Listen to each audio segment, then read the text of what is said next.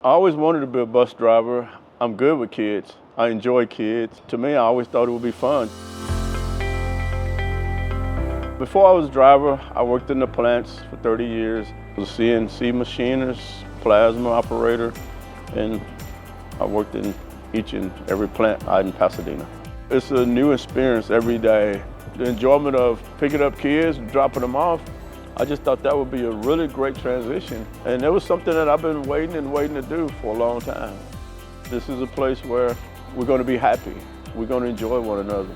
But not only am I a bus driver, I want to know how you're doing in school. You know, I'd had them come to me and tell me about their progress report. You know, I'd seen their report card. What I do is very special. My job is when the kids get on my bus, they're my kids. These are my grandkids. So I'm their protector. I love doing what I'm doing.